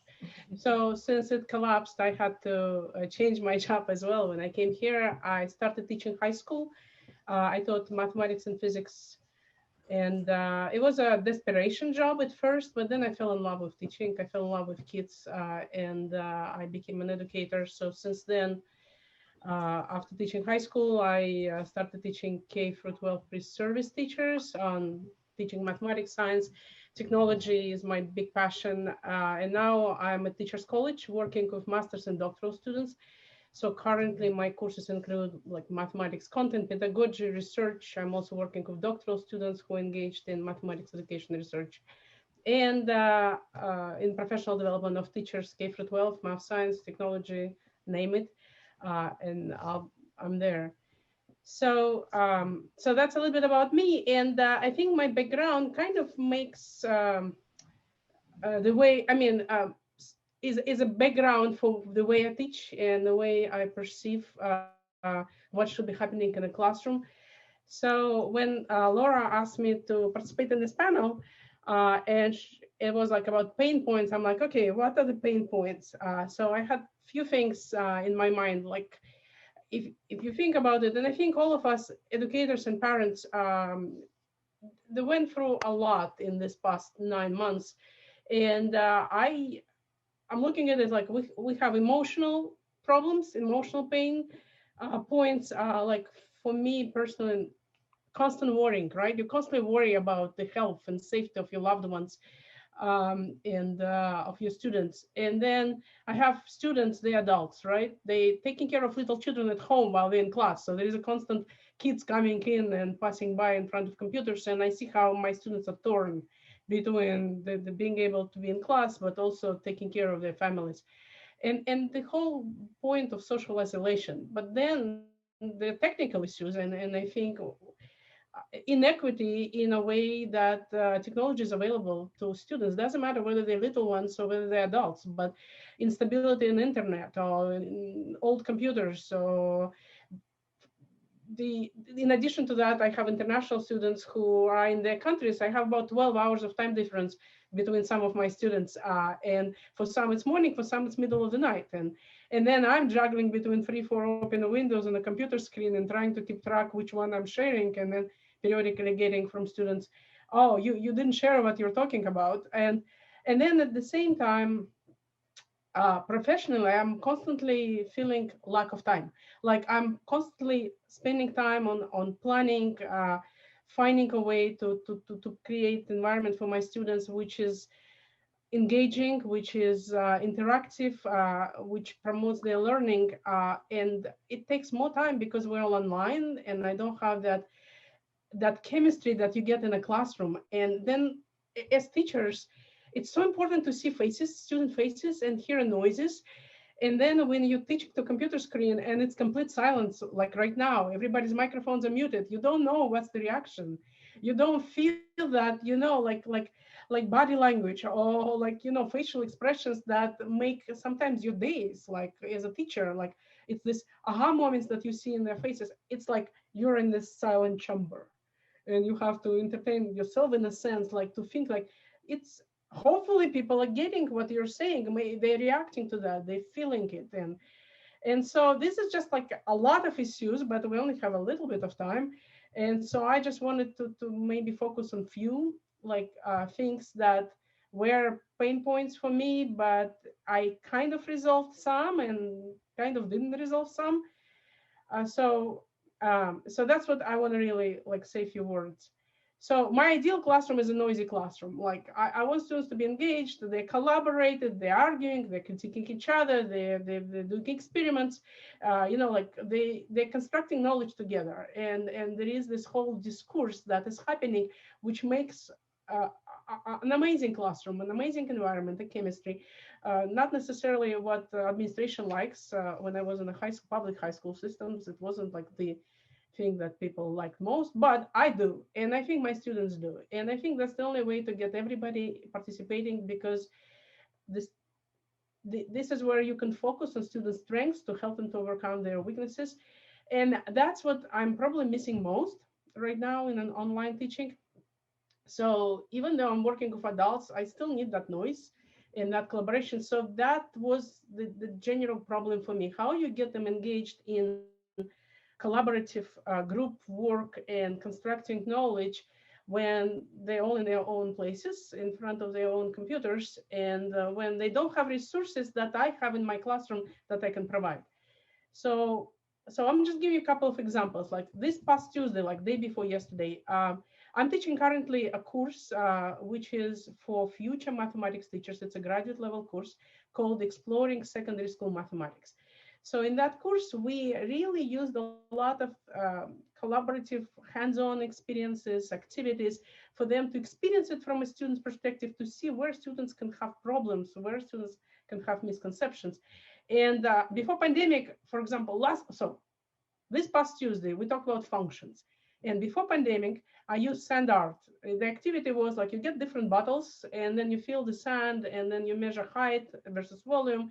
And you discuss how the shape of the bottle affects the changing of the function. And they start getting it from very different perspective than writing formulas on the board and making graphs. So my sand art kit is in my office, right? I couldn't use it. I can't even go to my office unless I take a test every time before I go. So I needed to find something else. And so I was fortunate to find an interactive GeoGebra activity that modeled in a way the situation, and a few modification, it did become an online input activity for my students that replaced the hands-on one. Was it any better? Well, there are some advantages in online activity because there is less mess and it happens faster. But I still think it wasn't the best way, but it was good one. Okay, so they really got the point. Next week, we're talking about role of functions in modeling physical phenomena. Well, I'm a scientist, so before pandemic, I would bring a set of sensors, bunch of materials, they'll do experiments, they will see what they get, they'll start talking about what does it mean, how it's changing, making predictions. We had basketball, tuning forks, coiled springs, carts on a ramp, like not your typical mathematics classroom. I cannot do that. I mean, I can't, I don't have, they don't have at home any of that. And how do I make them that whole modeling real? So, well, one of the good outputs of, or one of the good consequences of pandemic is that a lot of technology companies really pushed online resources for students. So Vernier, the company which makes sensors, actually created videos, short videos of the experiments and the data which is synced so that you can see the devices, you can see the experiment and you see the data, but then those data become available and the students can use them to model. So that's what we're planning to do next week. And by far not the same thing, like doing your own experiments, but maybe next to best thing that we can do in this condition. Yeah, I think you're hitting a couple of really important things there, Irina. One, I agree with you about the noisy classroom. I think I saw a lot of nodding heads going on as you were saying that. And in fact, it makes me realize one thing that we've all developed as mannerisms, as coping in this, is we do a lot more camera mugging than we might do normally in person, right? There's an awful lot of this going on because you need that because the space is so much smaller. And I think the other thing in terms of what you were saying about improvising, whatever the materials are, you've got to work with whatever you can do. I've loved watching my wife teach math, and I've picked up from her too, the document camera plus notebook, because man, there's nothing better than just being able to write it in front of them. And when they can see you writing it, it's different than when they see it in slides because they see you thinking on paper. Same thing when they see you thinking with the sensors and such in your hands. And I've been doing a lot of that myself. And it's all been improv. It's whatever I got to work with at home, you know? Right. Other thing is like this whole collaboration, when they're all sitting in their own rooms or somewhere in front of computers, they lose that connectedness when they work together. So, well, of course, we have breakout rooms, right? And like Zoom has a breakout room. I can put students in breakout rooms and they are more closer. But then I'm isolated from them because in the classroom I can walk between different groups and I still, we all teachers, we all have ears on our back and we have, eyes on our back. We hear, we feel, we see, we can immediately address. Here I'm in this main room and I don't see anybody and they're all in their breakout rooms and I can pop in, but then I'm only with one group, right? I don't know what's going on with others. So the way I address that, like I found like somewhat a solution. I'm using Google Apps for like them either to write in or to use the spreadsheets so that I have all those open windows for each group at least, and I ask them to record whatever they're doing and kind of put comments, ideas, or when they're solving problems. We're using Google Drawings where you can actually write on it, or other platforms. There are tons of platforms online now. And Yeah. at least I can see, I cannot hear what they're saying, but at least I can see what's going on and I can jump in and I can even leave some comments when I see if they're taking a wrong path or. Yeah. So that's another somewhat solution to the pandemic situation. But honestly, like I can't wait to get back to the classroom. God, me too. I need interaction. I need to see my students face to face. I need that chemistry. I want to hear their thinking. In the resources, yes, we have.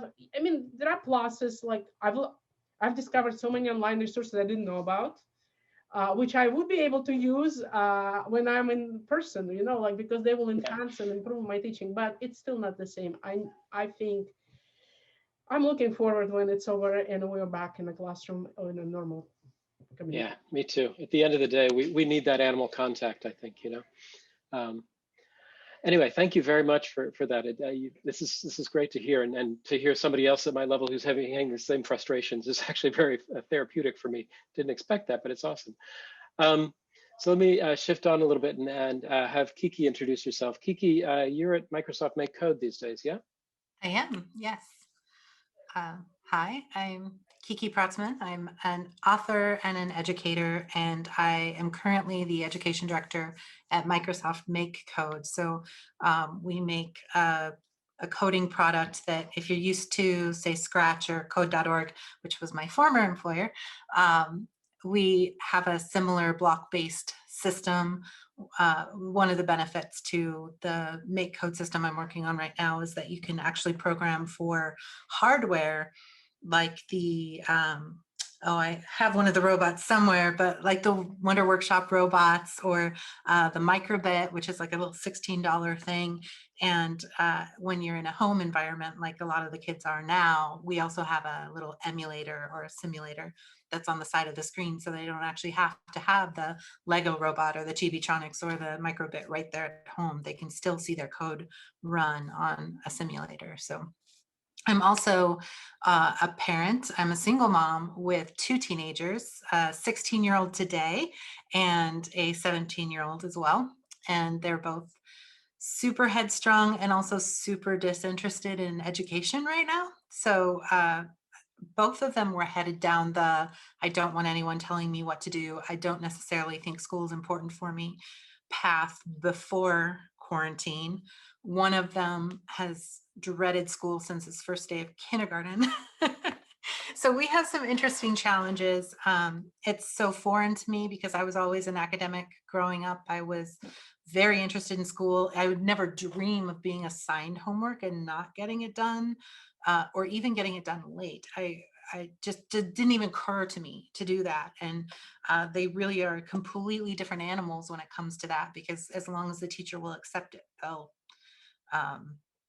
think it's still okay to maybe push it off until later. So we're having challenges for sure at my house. One of the big ones that we're facing is this feeling that the world has completely changed. And here are teachers trying to feed them the exact same stuff they were trying to teach them before, just in a different way. and their world doesn't even feel like the same world anymore. Like everybody is together. The things that they're needing are different. Like the things that they think they're going to need as an adult are different than they were last year, just because the world is a completely different place.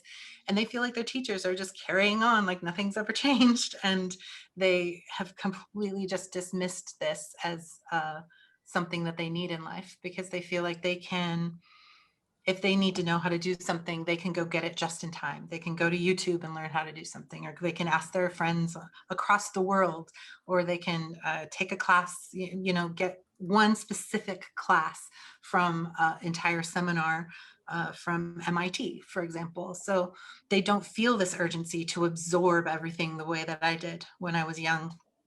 And it's really challenging. And because of all this, because it's such a valid point, really, and I cannot possibly understand what that feels like, because I wasn't relying on anyone to give me my education as an adult. I did that already.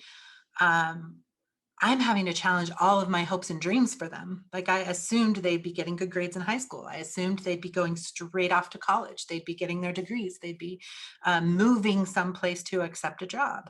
And now one of them has no interest in going to college. And I cannot for the life of me think of why I need to force them to go to college day one out of school. And it's just a very, very challenging environment. And then I bring all of that into the work I'm doing, because here we are trying to figure out how to let teachers teach computer science remotely now with classrooms everywhere, and they can't see their students' machines. And if they can't, they can only see one at a time. And if 5 kids are having trouble at once, the teacher can't help them quite the same way, or even know if the kids are having the exact same problem. Our software isn't tailored to the classroom necessarily, so we don't have teacher dashboards. We don't have analytics for teachers to read. And so it has become an entirely different world in the way teachers are trying to bring this to their students. And in a way, entertainment, like whether they're enjoying their classroom experience, has started to become more important than it might have been before.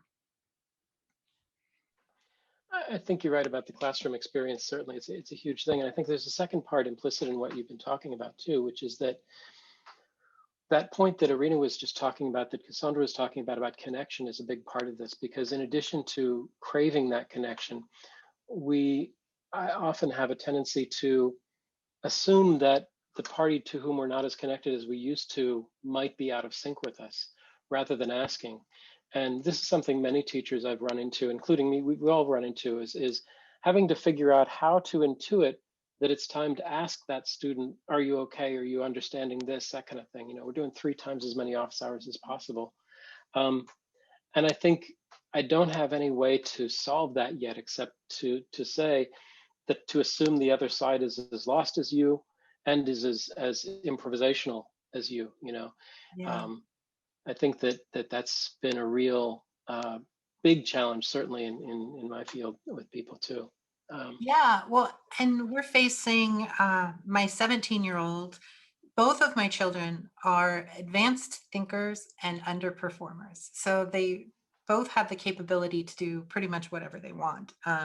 But in both cases, neither of them think that it's school. So my oldest one, he had IB chemistry, so the advanced AP chemistry this year is what he'd signed up for before it was clear they were going to be at home all year.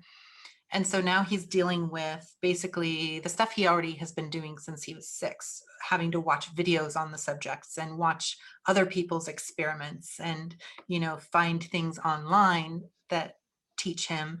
That's how the class is being run. And his reaction, I mean, one day he legitimately just about had a breakdown, and he was like, this isn't how my chemistry experience was supposed to be. I was supposed to be in a lab. I was supposed to be mixing things. I was supposed to be learning from experience and, getting this. He literally had looked forward to this experience since he was in 3rd grade. Like when they had to send him to the 6th grade class for science because they didn't offer science as in elementary, and that's where his passion was. So it literally just crushed his dream because this is the opportunity he was supposed to have to get that. And now that's gone. And that's not the only instance. My younger one wanted to do an acting class, and it's very competitive in the high school. You have to wait your turn.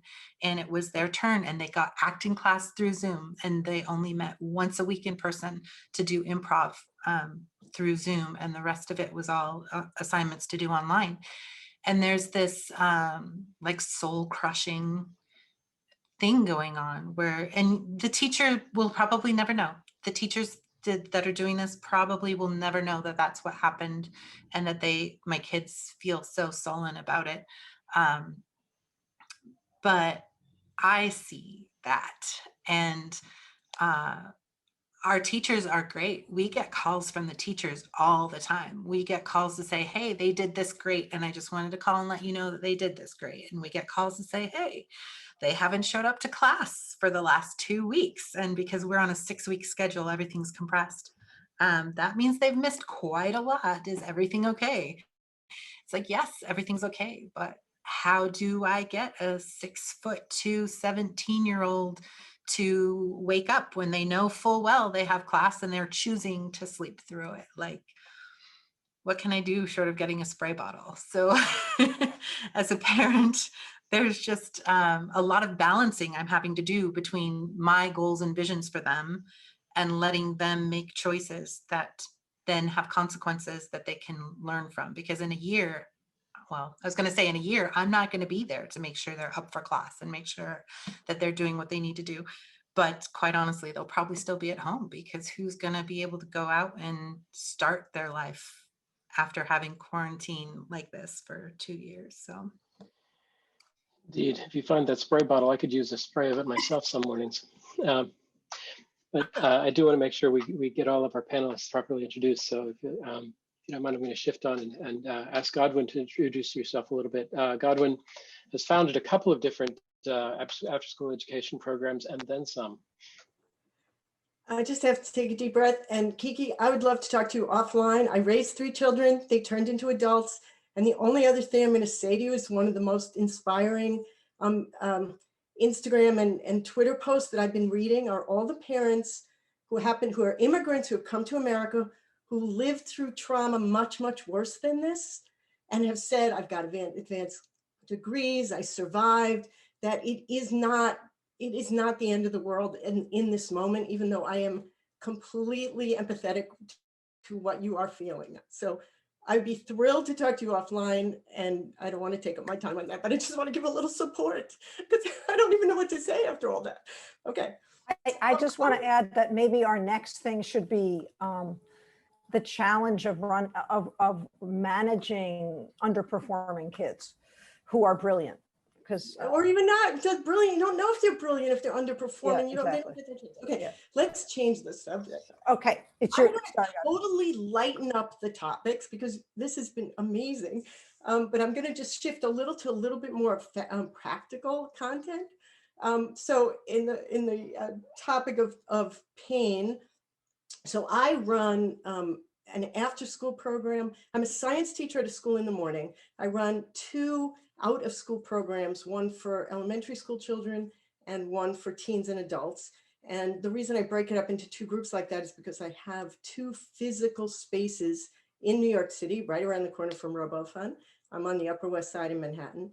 My children's program is called Dazzling Discoveries, and my adult and teen makerspace facility is called Skill Mill NYC. So I have these 2 physical spaces, and then I run after school classes. I used to work with dozens of schools, going out to the schools, sending staff, me teaching, everybody teaching, going out to the schools in the afternoons, camps on site.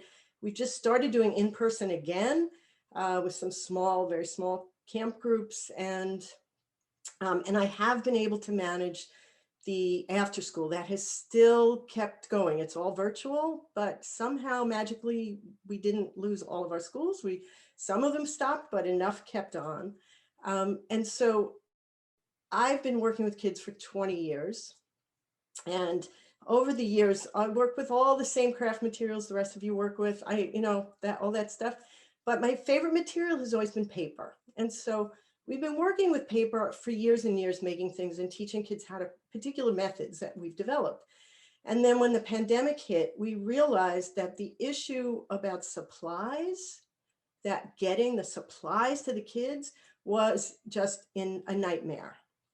And we realized that we could take what we knew about working with paper and convert it into projects so that teachers could make almost any, particularly science and engineering, can make anything with just paper, tape, and scissors.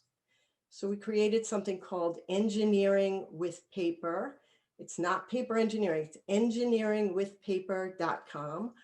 And it is methodology for taking paper, teaching, learning the teacher. So one of the things that I've been spending an enormous amount of time on is I'm doing a lot of these workshops. In fact, I'm doing one almost every week and for different groups because I'm trying to teach teachers the methodology so they can then teach the kids.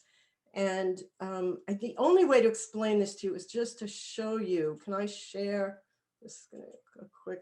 Let me just show you because I don't know how else to explain this. I won't go through this whole presentation, but this is our programs. And I also created a cardboard engineering product, which is this, which we also sell, but that's not the point. So this is my Engineering with Paper. These are some of the packets. We keep making more. And you can see if you look at all these pictures, there's a lot of similar shapes, like this track piece here. We use that for a playground slide. We use it for our catapults. We use a lot of similar shapes, the roller coaster. And so it's meant to be used in any way that you want it to be used. We have lots of that. And then this is my philosophy about, I'll come back to that. You don't need to see that. I just want you to see a little bit of this, just so you see the paper. And we have several free projects online. And when we sell some of them just to cover our costs, it takes months to create these. But here's just, I just want you to see a few of the shapes. These are a wheel and axle. These are just tubes of paper. What you're looking at is maybe 4 different widths, and it's just tubes of paper. And this is also tubes of paper with a little extra on it. So nothing we do is complicated. And we're happy for people to look at the projects and figure them out. We just created the packets because a lot of teachers need them to download them. They're all on our Instagram account. So, we're not trying to, we don't have anything that's proprietary. It's just that we've created these very detailed instructions. That's our Instagram. That's me and Paula, who works with me. And I think that's it. Okay, so I don't want to take up a lot of it.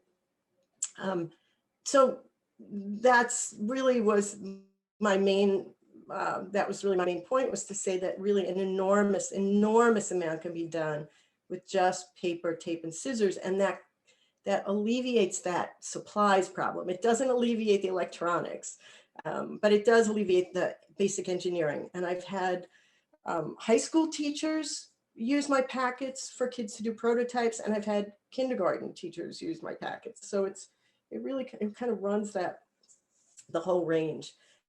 And then I would say the other pain point when I got started, both with this and with everything, was having to convert all of my content. And I have hundreds of lessons because I run this huge after-school program, converting them to Google Slides or some visual. I don't know about anybody else, but just, I never had to have, we would bring pictures with us and hold those up.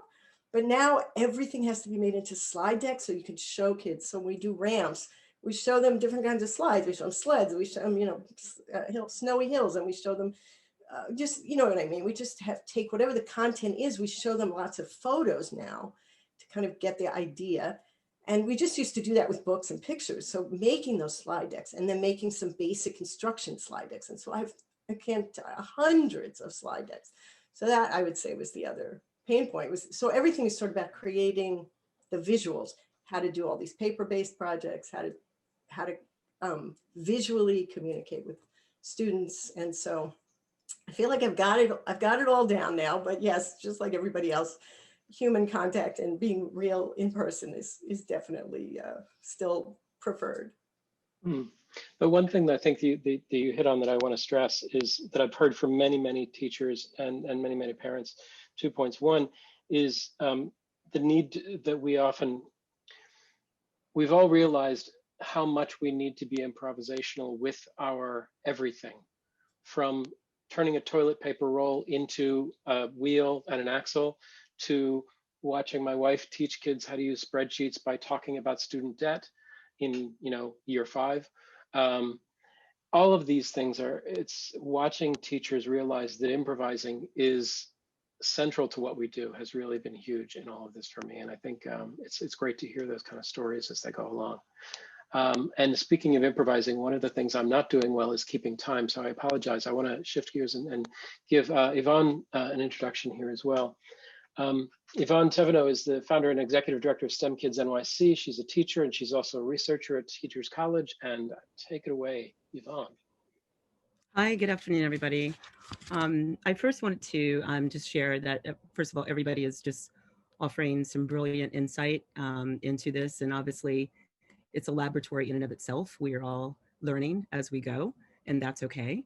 The one thing I just wanted to acknowledge is that my father, who raised me on his own as a single parent, is the first person who introduced me to computer science. He bought me my first microscope when I was 6, and he reminds me of Seymour Papert, meaning he didn't articulate the words that the great Seymour Papert did, but his way of being in terms of just dumping a computer book in front of me and saying, here, learn it, and let's watch, let's do it, was really just why I love Seymour Papert. So definitely he has my dad, they both have the same spirit. One thing I did learn growing up is to be resourceful. Growing up in a single parent household, even though I went to private school, my dad taught us just to be resourceful and not waste anything. So I tend to kind of use that resourcefulness when trying to solve problems, simply because it's just kind of in my blood.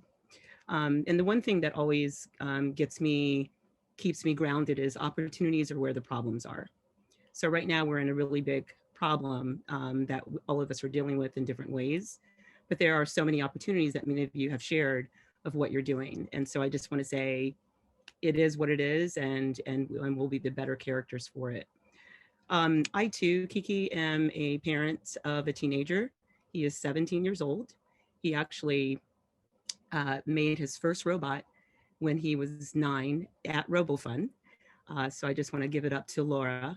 I was working in corporate America at the time, and my then husband and I were I'm a computer scientist, he's an engineer, and we simply just wanted to make sure that our son got exposure to it to see if he had the talent or interest.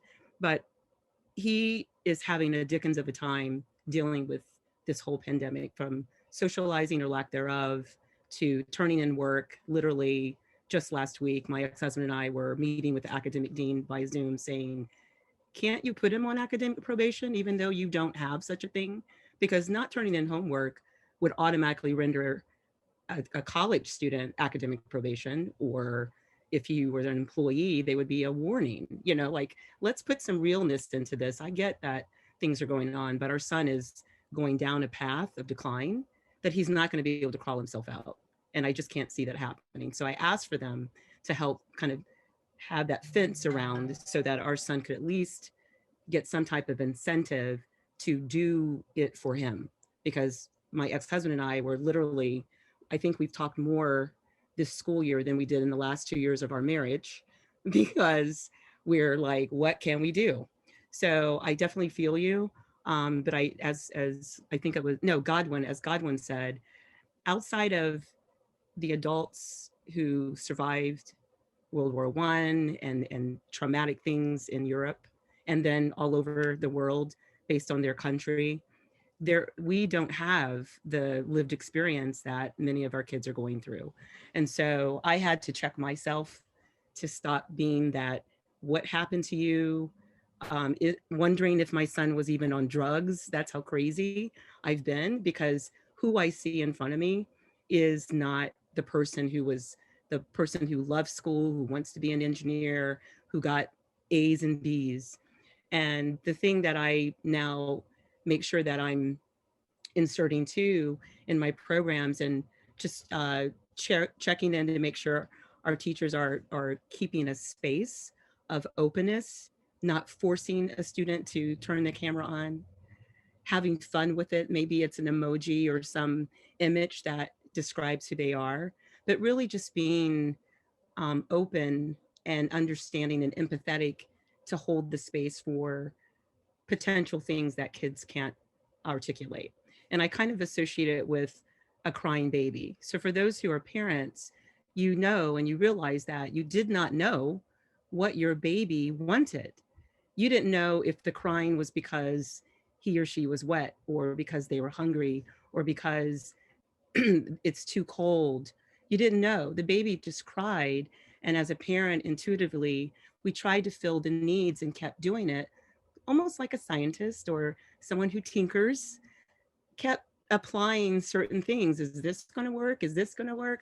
Oh, they're crying because they're used to the vacuum cleaner, which was the thing in my household, that it was the vacuum cleaner, that like light white noise that helped my son to settle down into a nap. And I think in this day, in terms of looking at pain, it's just a matter of, let's see what we can do as educators or parents or friends to see what works and just keep trying it.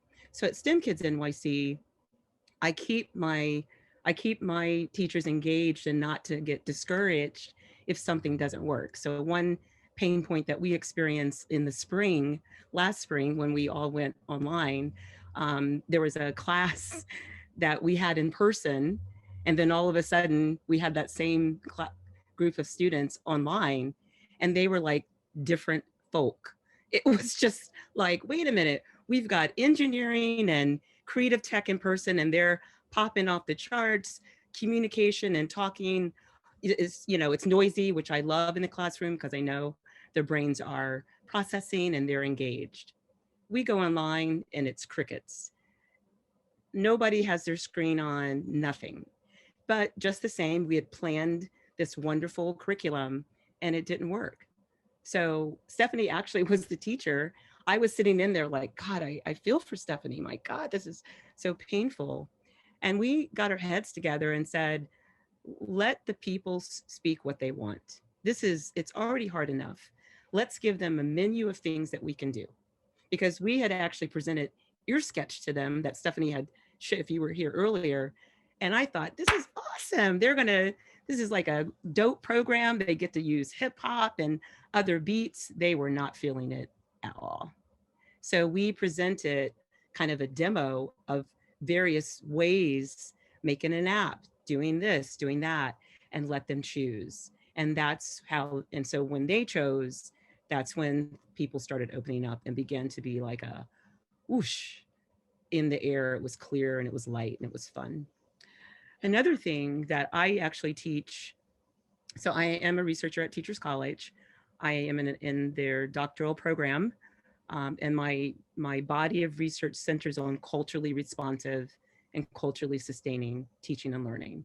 So I do teacher development and helping teachers, pre-service and in-service teachers, how to devise their teaching strategies, curriculum, to be more responsive to culture and whatever that culture is. Right now, we're in this pandemic culture, and we need to figure out ways to respond to our students so that we can connect with them and relate. And we should not try to use the brick and mortar rules, because many of them don't work, particularly kids who are in the most economically marginalized communities.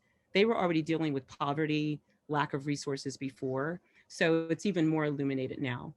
But that's what I focus on at Teachers College. And since it's expensive, I have a fellowship and other things to pay for tuition. One of those portions of the fellowship is teaching science discovery in an elementary school. So I teach at Teachers College Community School. And when they opened after school in the fall, since I teach science and I was used to, for the past 2 years, teaching in person with my kids, would have lab coats and we would do real experiments, including dissection, also do engineering and dealing with circuits. I give them everything. And so I needed to figure out how to be engaging and still be centered in science. So I developed a citizen science curriculum over the summer to prepare for the fall, and it works with live cams. So we also tap into the citizen science communities. For the fall, I introduced ichthyology to them, and we went live to an aquarium in California to understand the traits and characteristics of the different life forms that were there. And we were able to use field notes and so on. So that was pretty much a way that we kept things engaging, but using the device as a tool to get there. Because I was just like, can't do labs, parents will kill me. Don't know if it'll work anyway, because it's their home. I didn't want them to do things that would normally require messiness in the classroom and having that home. Another thing that we did for our middle school students as a way to connect is having them on day one. We issued something called Where Are You From? And so it's this Mad Libs kind of filling in the blanks. You can search for it online, but we issued that to our students in the middle school and high school time so that they can share who they are and fill this in. It gives you a good idea around a student's background, their culture, kind of what is relevant to them in that document. And it's much, I would say, much more relatable than doing an icebreaker that we would normally do that might be corny, like take 5 sheets of toilet paper and then say what you know, that doesn't work with teens. They're in a different culture than what we've ever been through. We can't relate on that level. So we're just like, let's just get real with each other because we can't save you and we don't really know how you're feeling, but at least we can open up a space to care. So the Where I'm From really helps, and students are invited. We don't force, we don't call on people. They're invited to share in chat or out loud or not at all. Yeah, thank you. I mean, you've hit on something really important there, I think, Yvonne, which is that hitting students, hitting the people you work with where they live and starting there as a place to learn, I think is something that we've, that a lot of educational systems have heretofore not had very much. And it kind of speaks to, there's a question that came up in the Q&A here from Bakhtiar. Notwithstanding what things will look like in terms of public education, do you see education being unbundled? And if so, what does it look like from your perspective vantage points? You know, he put that question out there quite a while back, and listening to all you speak, in a way you've been answering it, because one of the unbundlings that has to happen is taking things out of sort of disciplinary silos and saying, okay, what is this person's interests and needs, and how do I improvise with the knowledge I have to answer it, I think, in a sense, if I'm reading you right. I think it feels like so much of what we're talking about here is everybody learning a new language and figuring out how to teach it to each other at the same time. Yeah, and one thing I'll add to that is I hear the word co-conspirator a lot. In the education space, there's a lot of people interested in being anti-racist. I get that. And I hear co-conspirators. The one thing I would invite you all to just try on to see if we can have our students be co-conspirators in the development of our lessons, in the development of the classroom climate, whatever it's in person, online, whatever. And what we're attempting to do at STEM Kids is to make them feel comfortable enough to be able to speak up and speak out. And so we utilize a social justice education framework for them to choose an issue that they want to change in society. And then we give them the tools to research information about the issue. And then we do a neat trick by teaching them JavaScript to make an app. Or in one school where they're doing iOS development, but it's centered around that issue. So as they get their knowledge and skills on computer science around a relevant issue that they care about, the learning and the need for learning goes up automatically. We don't have to push them to learn loops. We don't have to push them to understand conditionals.